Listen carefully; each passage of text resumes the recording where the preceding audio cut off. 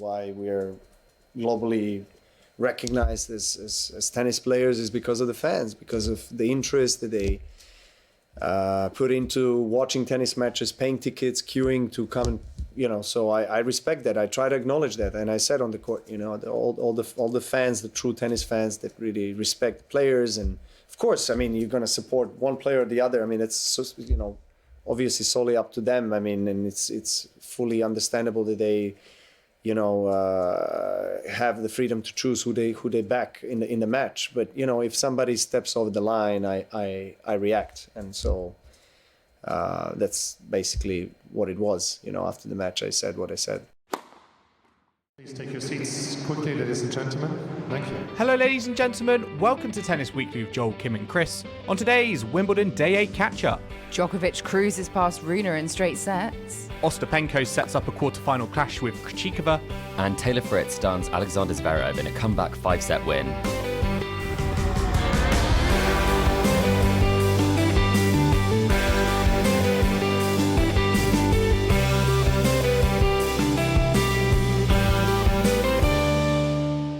Kim, Chris, today is the 8th of July and we are here to catch up on Day 8 from Wimbledon at Tennis Weekly HQ. The rain has been pouring as usual in SW19, but we've got our final set of quarterfinalists in the men and women's singles. Novak Djokovic, Alex de Minaur, Lorenzo Musetti, Taylor Fritz. On the men's side, Elena Rybakina, Elena Svitolina, Barbora Krejcikova, and Jelena Ostapenko on the women's side.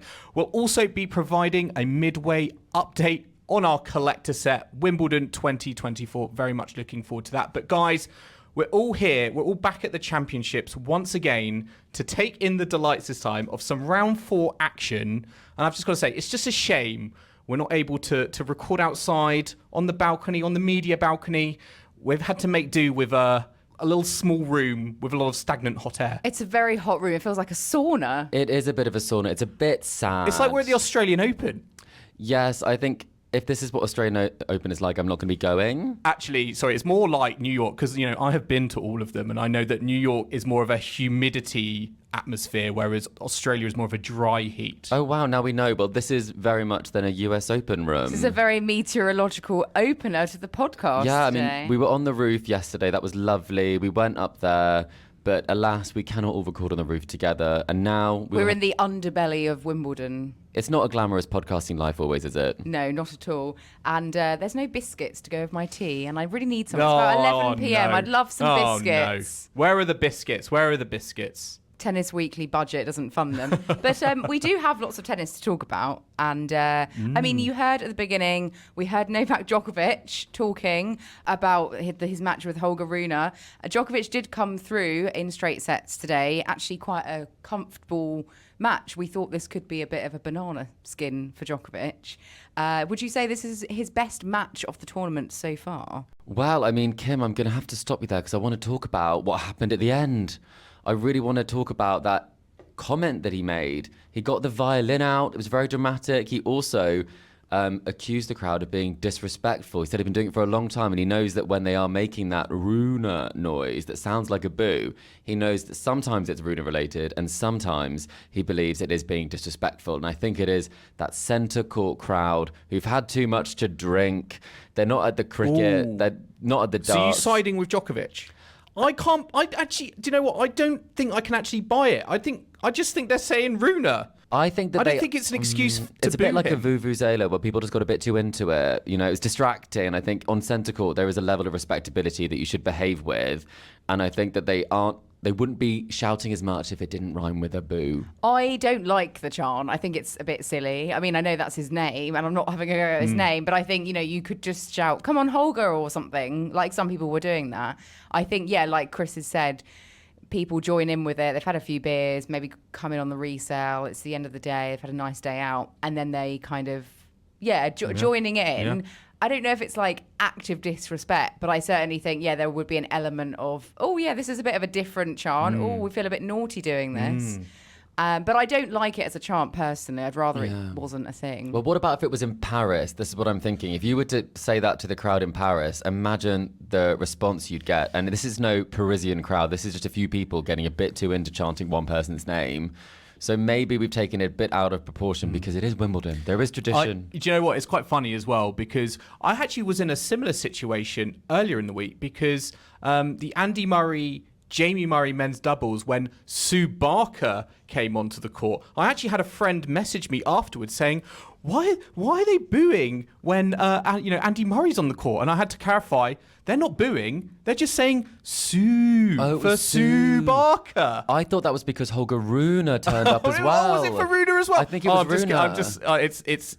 I'm just only so go confused now. by names that don't make it sound like you're booing. It's got to be right. Crowds, whenever you're watching a name that sounds like you're booing, whether it's a Rune or a Sue or a Rude, got to go with the first name. I just think, why would you turn Sue into Sue? I think that's silly, but I don't know. I mean, I don't. Yeah, it's a debate that some people will. We fall won't on have to one have it side again, of. will we? Unless they play.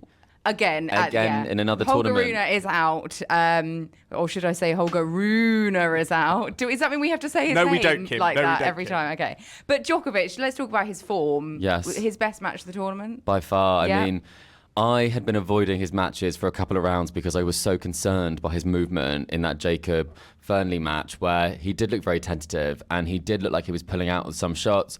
Every day that goes past, he's getting stronger. And when he was asked on court afterwards, he did say that he felt really good out there. And you felt like he did. It felt very normal. It felt like a very rudimental Djokovic performance. Is this what we're doing now? We're just going to have to find adjectives. Even if to they don't use. make sense. Okay. I think that's the move. Well, what I will say is I thought he did look very good out there, and the stats do back that up. I guess my question, Kim, is this a statement win for Djokovic? Does this put him in the category of, actually, I think he can go on and win the Wimbledon title here? Or are you still thinking he needs to show a bit more in order to get into that category? If I were a betting person, and I'm not, okay. I would put money on him to win the title. But then I have, predicted him. You already have predicted that. Yeah, but I haven't put anything financial. No, on we it. don't. We do not condone that, no. We absolutely do not. But if someone wanted to, then I would say, he's not been talked about in this fashion. I think everyone's been going about Sinner Alcaraz. But what I saw from Djokovic today was much more like the old Djokovic, the 7-time Wimbledon champion. He won the first 12 points of the match. I think that set the tone. And I mean, I wasn't really that impressed with Holger Rune today. Too inconsistent, not at his best. You could tell there's just a gulf of difference between them for me. I mean, what is it about Holger Rune and the trajectory that he's been on, certainly over the last couple of seasons? Because his record against top 5 has actually gone from 1-7, lost 1, to 1-7, lost 11. I found this stat on social media. Goodness. Quite a big change around. The result, there's going to be fans out there who might actually not even be surprised by by this fact. Chris, what's happened with Holger Rune? Because we're expecting more from him. Yeah, Djokovic was expecting fireworks. Well, Djokovic said he was actually, I can't remember the exact words he used to describe it, but essentially said that his opponent, Holger Rune, didn't play his best. And I think that's very strange to hear that, but I think everyone was agreeing with that. People did try to get into the match, but Holger and his form hasn't been there. Ultimately, there's been a lot of change in his camp, a lot of bad decisions made by his camp. I think now he's in a situation with the Mouratoglou Academy where there are consistent people around him, but there's been a lot of turmoil. And I think during that period, he had a lot of losses to players that he wouldn't have lost to last year. And the more you lose, the harder it is to get that win. Patrick Mouratoglou not with him in Wimbledon today. And actually, Joel, you spoke to Patrick Mouratoglou. We have an episode coming out next week, I think. You heard it here first, a one-on-one, listeners. you and him. So, maybe you've spoken to Patrick more than Holger has lately. Well, yeah, because he's not been in his box at Wimbledon. But, speaking to him about Rune today, he spoke about how so far this season, it's almost been a reset to get him back to a level where he feels that he is much closer to Sinner and Alcaraz. And it was quite interesting, I think, earlier in the week, last week, Rune was talking about, Chris, I know you're going to hate me for saying it, a new big 3 of Sinner, Alcaraz and Rune. And I feel like this match just shows that there's still a lot of work to be done there. Yeah, but Joel, please put a penny in the I big 3 jar. In the metaphorical jar, I've now put another Can penny confirm in. it has gone in. Those will go to your biscuits. The Tennis biscuit Weekly, fund for Kim. Tennis Weekly Biscuit Fund. But, Chocolate digestives, I hope. well, they'll be own brand. Yeah, they will be. But ultimately, I think when it comes down to the results and the big 3 side of things, I think aspiration is. We talked about, I like the ambition, but I do think He says he sees a lot of potential. so much potential. Yeah. I think that's what's the most even frustrating today, there thing. were points where it could have turned and it didn't. And that was a bit like the Arthur Fils match against Alex de Minaur, in the sense that there were points where it could turn. Fils was up a break. He then won a set, but it just never quite changed. And I felt like the difference between that match and the Djokovic match was that ultimately Djokovic closed the door. Fils managed to get through the door for one of the sets, but I mean, it is just that younger generations are not necessarily able to get it done. It does take time. And I know, and I was, I was at the de Minaur Fils match, and I feel like the biggest opponent was was de Minaur's ankle on that match point, because it was a very strange situation where de Minaur made this incredible volley winner to win on match point, but he did something with his leg, and all of a sudden it went from whooping and hollering and celebrating to de Minaur sort of limping, doing a handshake and then going to sit down, and it all became very subdued very, very quickly. He did allay fears in the on-court interview afterwards, where he said, "I'll be all right." But I did kind of wonder, there's no doubt now going to be sort of injury kind of concerns over him going into his match against Novak Djokovic. Yeah, because that's really, like the worst way to win a match, isn't it? Potentially injuring I've never yourself in seen the that process. before. No, it's very, it's ups and downs in very, one moment. We've had it, didn't we have a match point injury for Hurkacz as well? Well, but he was losing. He lost the match, didn't he? Well, he had to retire from that, but things have been happening at very, very interesting times when it comes to injuries. We've seen very unusual things. I've been across at the board. 3 retirements now in less than 24 hours, including, we'll get on to Kalinskaya later, but at Madison Keys yesterday and Grigor Dimitrov. So I felt like I was bringing a curse upon players this morning. But Who were you watching today, though? You were watching I Fritz was and at Zverev. Fritz and Zverev. Neither of them no one retired. Neither of them slipped over. However, there was So the curse of Kim did not strike. No, that's true. But there was a question mark over Sasha Zverev's knee, though, because he was sporting a Novak Djokovic-esque grey sleeve on his knee. I think afterwards he came out saying, he wasn't moving well, he wasn't able to run for things, like the knee was playing up, and as the match went on, he was struggling because it did go 5, and he was 2 sets up, and yet again he lost from 2 sets up to Taylor Fritz. Zverev is kind of known now for having these leads and losing them. Yeah. French Open, Australian Open, now Wimbledon. He has lost in 5 sets, and it's quite interesting because he's not only lost in 5 sets, he's lost from winning positions. Yeah. He was 2 sets to 1 up on Alcaraz. I think he was 2 sets up on Medvedev at the Australian Open, 2 sets up on Fritz here. Yes. Chris, what is the issue with Zverev in terms of, these matches, being able to kind of hang with his opponent, but ultimately not being able to get the job done? I think it is mentality. It does really come down to not being able to keep too much of a level head in those key moments. And we've seen it. He does get stressed. He does make errors. He does kind of shank the forehand. And the serve can go off the board in the key moments, even if he's winning a lot of points behind it. In those key moments, he can't rely on it.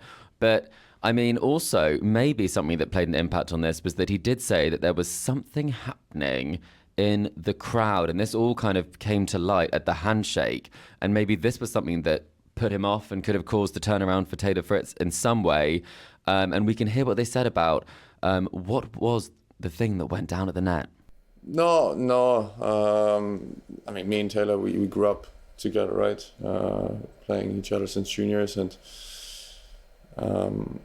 I think it was fairly obvious that I wasn't 100% today, right? I wasn't moving really the entire match. I wasn't running for drop shots, or if I was running for drop shots, I was limping there more than running. But and then towards the end, I mean, I thought from the 4th and 5th set, I was really struggling to serve as well, to jump off on my leg and to create some power. And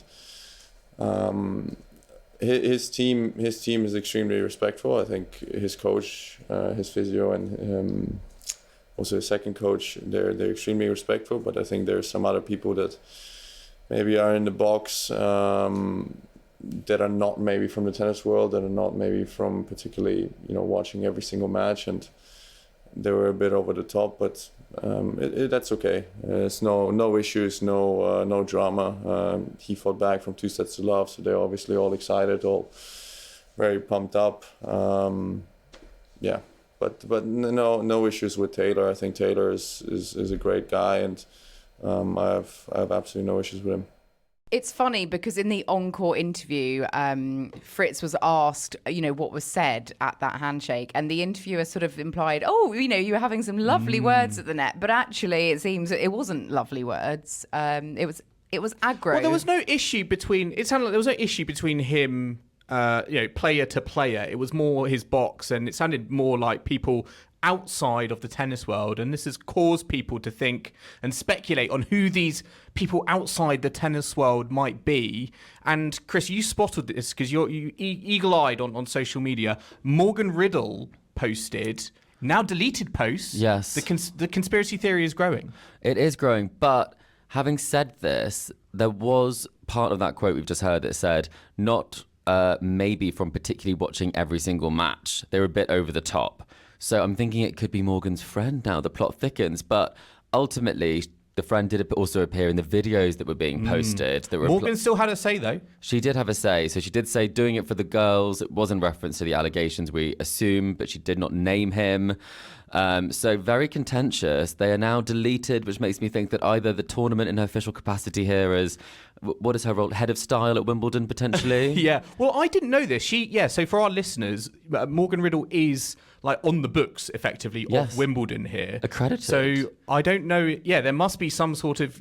I don't know if she's there's tournament director. Yeah, you can't play the role of staff, but also play the role of being in the player's box. So you can't really antagonise another player, I guess. In that way, I guess that might have been a or maybe factor. Taylor said put it down, but either way, it lit up tennis Twitter, tennis Instagram, and whatever they say, we will never get the full answer. No, they're going to, I think, remain somewhat diplomatic and maybe talk to us in riddles, perhaps. Yes. But I mean, Taylor Fritz was good today. He won Eastbourne. He is on a run of match 69 wins winners. Here. Yeah. I mean, he's 8 consecutive grass court wins now, and he is through to another quarterfinal here. Last time he played the quarterfinals here, he lost to Rafa, didn't he? In that epic match. Oh, of course, yes. So he'll be hoping to go one step further. He will be playing Lorenzo Musetti in that quarterfinal. Musetti won through. He was out on court 2 today, but came through the lucky loser, Giovanni Mpeci Pericard, who was, going on a run of his own here. But yeah, Musetti coming through in 4 sets. We've got Djokovic on his way to the media theatre. Oh, and we've just seen that Djokovic is on his way to the media theatre. If anyone picked that up, we've had the announcement come through. So that's he's a bit late, isn't he? He was supposed to be about half an hour ago. He's been keeping the press waiting. I'm glad we didn't wait for him. I know, we would have been here all night. But yeah, what do you think of Musetti reaching the quarterfinal, Joel? But Musetti, you saw him at Queen's as the finalist, so any thoughts on this? Musetti, the grass court specialist. This was not a sentence I was expecting to say this season, but having watched some of his matches so far at this tournament, he's been fantastic. I think he's been much more focused, which I think you need in best of 5 set tennis particularly. And I think that's been one of his kind of weaknesses, over the years that, he's been on the tour, is that you feel like you're always going to get a chance with him. And, today, the longer this match went on, the more and more, he stayed calm. He stayed fresh, and he was dealing with the Pericard serve very, very well. Pericard only won 67% of first serve points. So it just shows that he was doing well on his return to get that ball in. He plays with a lot of variety as well. He might not necessarily have the biggest serve, but he certainly covers that backhand wing very well with his slice. So I like how he's not just got massive weapon and relying on it. He's got some variety there. He needs to do some point construction, and it's working really well for him. It is, and I have to say, I haven't got much to brag about from the women's side of things because my pick didn't even take to the court. In fact, 2 of my quarterfinalist predictions didn't take to the court. I did have Musetti for the quarterfinals, the only one of us that did for that one. So I'm going to take that. I did think he'd play against Fritz, and I have said he'd lose to Fritz. So I might be sticking with that, but it's a day that I can finally just say I didn't get everything wrong. I do enjoy the fact that Musetti and Fritz, they're meeting in the quarterfinals in 2024. They actually played each other in round 1, 2022. So how times change. Fritz won that in straight sets, I believe. So hopefully, Musetti will be hoping for a bit of a turnaround. But it's crazy to think how things can change in such a short period of time. Indeed. And let's take a very quick break now, but we'll be back in the second half to look at all of the women's action from day 8, including the 2022 champion Elena Rybakina setting up a quarter-final showdown with Alina Svitolina. Plus, we'll be giving our midway update on Collector Set. So do not go anywhere.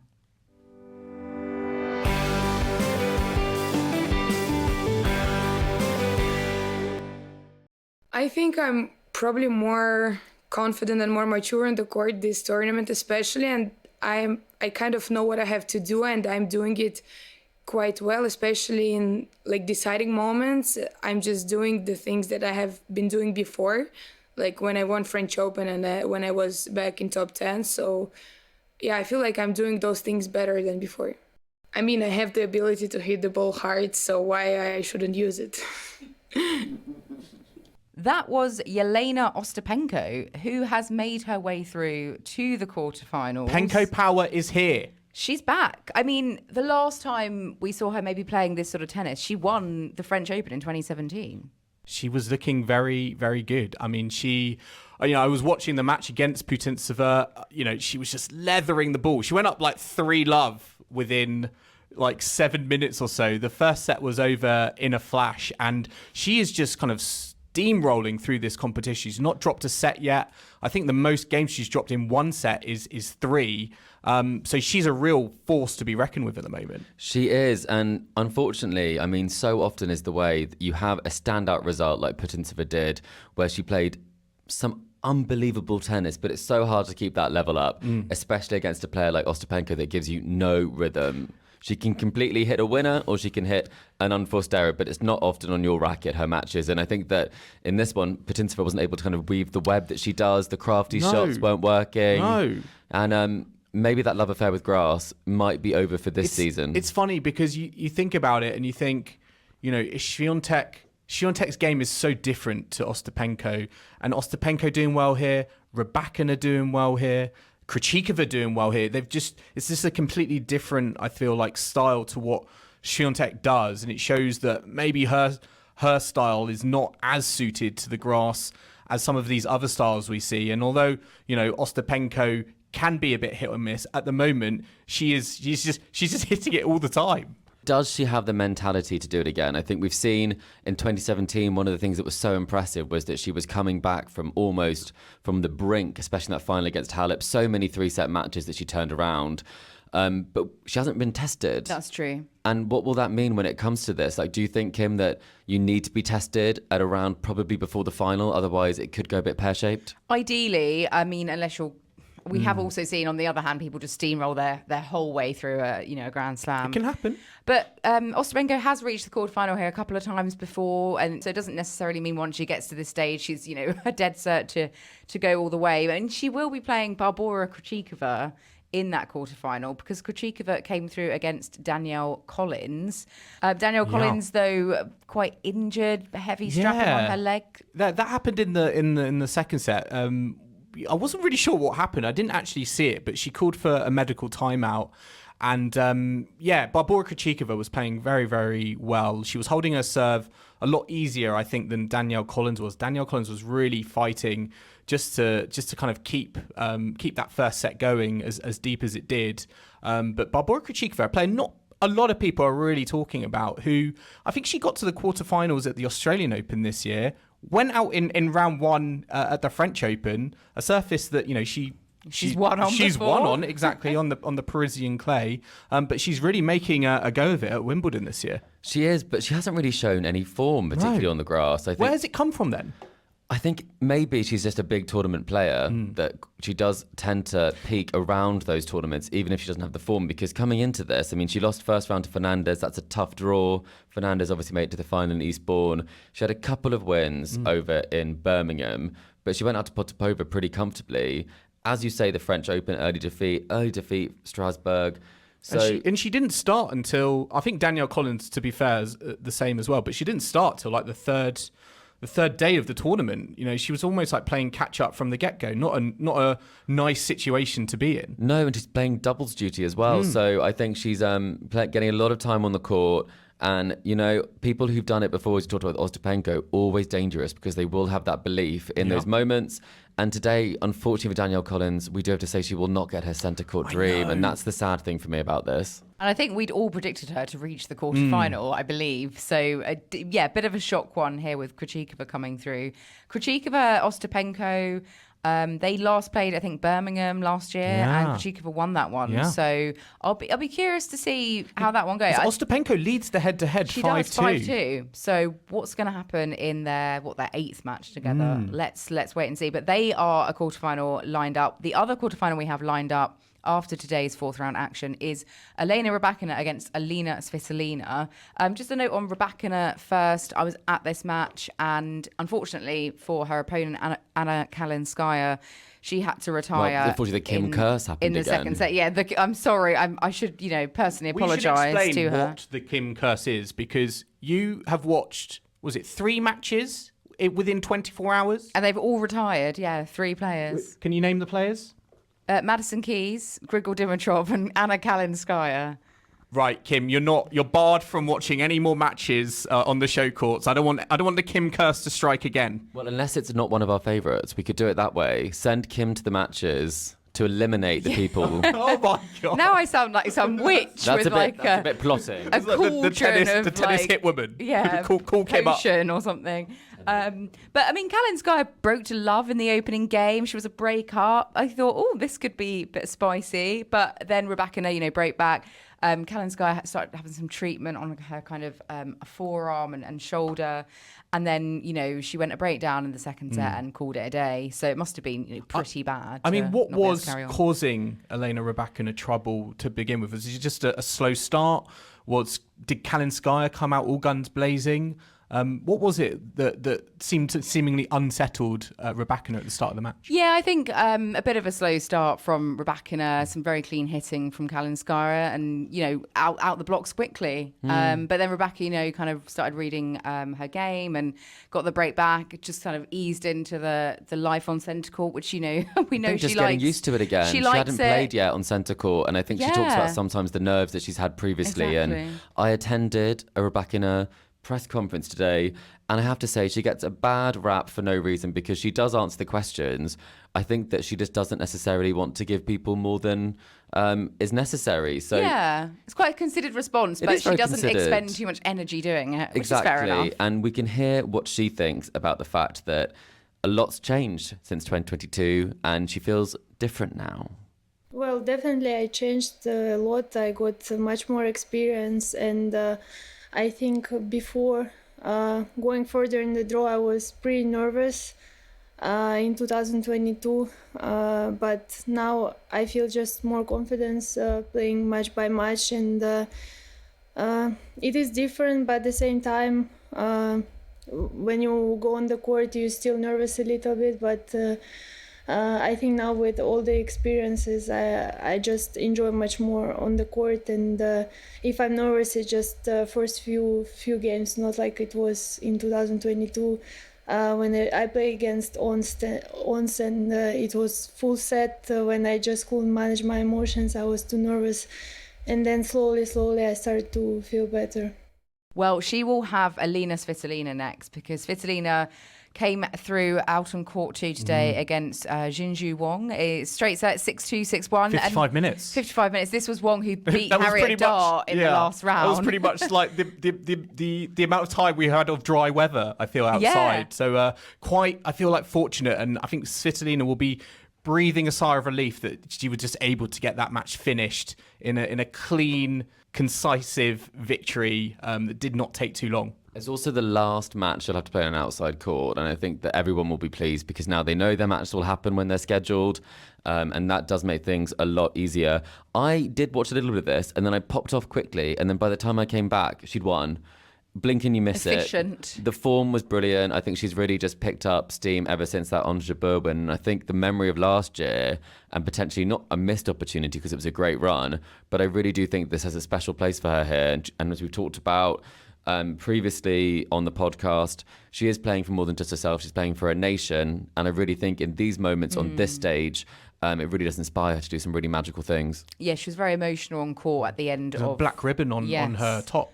Yeah, there's been a hospital struck overnight, I think, in Kyiv. So very horrible scenes emerging from there, and obviously very much playing with that on her mind, as she always is these days. In terms of Rybakina in the next round, they do have a level head-to-head, 2-2, but Rybakina did beat Svitolina at the French Open just, last month. So, I'm still going to go Rybakina for that one. She's former champion. Yeah. Even though Svitolina's been playing really, really well, I think Rybakina's probably maybe had tougher opponents, and I don't know. I mean, I don't think Svitolina was necessarily tested too much today. Yeah, no, I don't think so. But I think it's going to be a very compelling matchup. The fact that it's 2-2 in the head-to-head, their matchups have all been very competitive. So yeah, looking forward to that. Guys, let's move on to Collector Set. Of course. We have got a midway update to bring our listeners. Everyone, Collector Set is when we announce 6 players and we ask you to predict how far they're going to go. And if they get to the final, are they going to be champion or runner-up? The person with the most correct answers gets a famous Tennis Weekly mug. The players we had this time were Jannik Sinner, Carlos Alcaraz, Jack Draper, Iga Swiatek, Naomi Osaka and Emma Raducanu. Kim, do you want to do the honours? What's the situation at the moment? Well, the situation for Tennis Weekly, as in Actually, us, don't talk about those honours. Well, Maybe do. Chris is the only one of us that's got any of them right so Dishonours. far. Oh, God. Really? Out of the 3 of us, we have one right answer. You got Osaka right in It's round not looking 2. good. Listeners, please don't listen to us. But we do have Sinner and Alcaraz. We're going to have to still create come, so 3 slam. We're going to have to create 3 slam spoon of shames at the moment. That's a bit of a tongue twister, isn't it? Slam, We do spoon have of shame. 3, don't we? I think I have all of them at this point. Oh, no. But in terms of everyone who entered Collector Set, thanks very much. We do have a couple of you on 2 correct answers. So special mention to Eric, Nebby, Topspin Lobber, Michael Gett, Andrew Colburn and Damian Jones. You're both on 2 correct answers. But at the moment, we do have an outright leader, and that is Mohammed on 3 correct answers. Mohammed's, I think, Twitter handle is M_ASR_10. So thank you so much, Mohammed. You're still in at the moment, on for victory, but there's all to play for with Sinner and Alcaraz to come. And unfortunately, no one got Jack Draper right. Yeah, it was a He was a wipeout. bit of a wipeout. A wipeout for all, Jack Draper. We all thought he was going to do a lot better than he actually did, sadly. I don't think anyone was expecting him to lose out to Nori, but hey-ho, that's what happened. That's tennis, that's life. And guys, finally, day 9, order of play. Let's look forward to tomorrow. Centre court, Jannik Sinner versus Daniil Medvedev in the men's quarterfinals, followed by Jasmine Paolini versus Emma Navarro in the ladies' quarterfinals. And then number 1 court, Lulu Sun, Donna Vekic, Carlos Alcaraz versus Tommy Paul. It's predictions time. Which court would you want, though? I'd quite like court 1. That's a good ticket, Alcaraz Paul. For me, that's the match of the day. Disagreement? I'm going to say... You know what I'm going to say. I'm a love Queen's centre guy. You're a Queen's I'm a person. Queen's guy. I'm a centre court guy. I'm going to be on benches centre only. court. Yeah. Okay. Well, in terms of the results, I think Sinner's going to get it done. Do we all agree on that one? I think so. How many sets? I think 4? 4. I always say 4 at this point. I think the match that I really Sinner in don't 3. know. Oh, Sinner in 3. The match I really, really don't know is Paolini versus Navarro because they're both playing so well. Paolini in 3. I think Navarro might get it. Well, I will tell you, Patrick Muratoglu earlier, I asked him who his next first-time slam Better be Holger ladies Rune. champion. Oh, ladies, there we go. Actually, he did say for the men it was Holger Rune. Of course he would. But of course he would. But for the ladies, he said Emma Navarro. So there you go. Okay. I'm going to side with Patrick. I'm going to go Navarro in 2. Okay, and court 1, Sun Vekic. What do you think? The sun is setting. I'm sorry, guys. The sun is setting. Donna Vekic is winning that, and I think it's going to be in 2 sets. She's got great history, with Wimbledon, and I'm expecting her to make the semi-finals. Well, for me, the sun never sets on court number 1.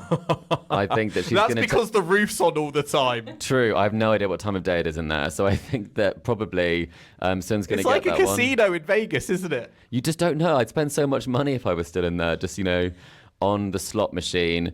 But the final match we have to talk about is Alcaraz Paul. This is hard to pick. So, Joel, you're going to be put on the spot first. Alcaraz in 3. I don't think it's hard at all. Really? I think it's going to be 5 sets. Paul. Interesting. Maybe Alcaraz in 4. Tommy Paul in 5.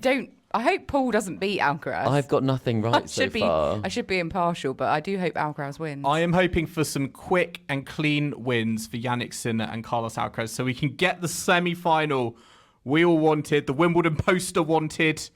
I really, really hope that does happen. But we're going to end it there. Our day 8 catch-up. Listeners, I hope you've enjoyed our latest episode of the Tennis Weekly podcast. Remember to subscribe to us to stay up to date on all the action to come from Wimbledon. We are on Apple Podcasts, Spotify, and all major podcasting platforms out there. So if you like what you're hearing each day from the championships, then do make sure to leave us a rating and review on Apple Podcasts or Spotify.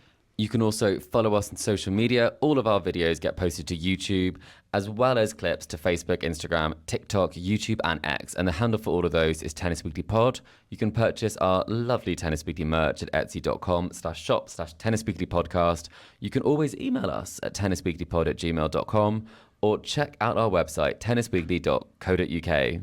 And once again, we will be back tomorrow from Wimbledon at Tennis Weekly HQ for our Day 9 catch-up. So I hope you can join us for that. But in the meantime, it's goodbye from Kim. Goodbye. It's goodbye from Chris. Goodbye. And it's goodbye from me. We'll see you again soon.